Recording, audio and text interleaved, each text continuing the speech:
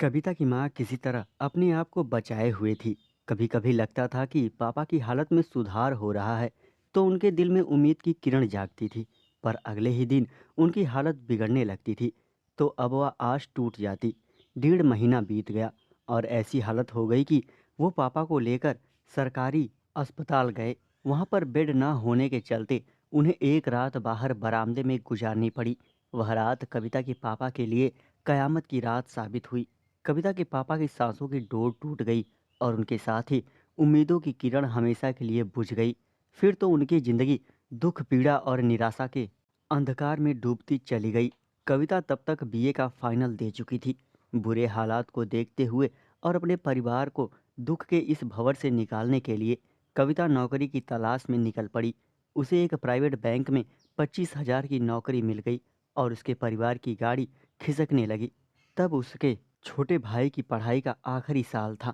उसने कहा कि वह भी कोई छोटी मोटी नौकरी पकड़ लेगा, पर कविता ने उसे सख्ती से मना कर दिया और उससे अपनी पढ़ाई पूरी करने को कहा।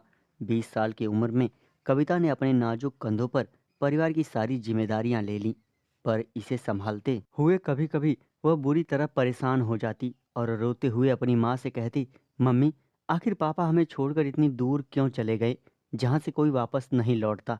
और तब उसकी माँ उसे बाहों में भरकर समझाते हुए खुद रो पड़ती। धीरे धीरे दुख का आवेग कम हुआ और फिर कविता का परिवार जिंदगी की जद्दोजहद में जुट गया। समय बीतने लगा और बीतते समय के साथ सब कुछ एक ठर्रे पर चलने लगा।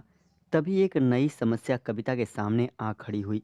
कविता जानती थी कि बड़ी मुश्किल से उसकी माँ और भाई ने उसके पापा की मौत का गम सहा है। अगर उसके साथ कुछ हो गया तो वह यह सदमा नहीं सहन कर पाएंगे और उसका परिवार, जिसे संभालने की वह भरपूर कोशिश कर रही है। कविता ने इस बारे में काफ़ी सोचा, फिर इस निर्णय पर पहुंची कि उसे रंजन से गंभीरता से बात करनी चाहिए। वह उसे अपनी ज़िंदगी की परेशानियां बताकर उससे गुजारिश करेगी कि वह उसे बख्श दे। उम्मीद तो कम थी कि वह इस बात को समझेगा, पर फिर भी उसने एक बार रंजन से मिलने का मन बना लिया। जब कविता रंजन से मिली तो रंजन ने कविता का हाथ पकड़ा और कमरे में ले जाकर, दोस्तों, चैनल को सब्सक्राइब करें और हिलाते रहें। Thank you.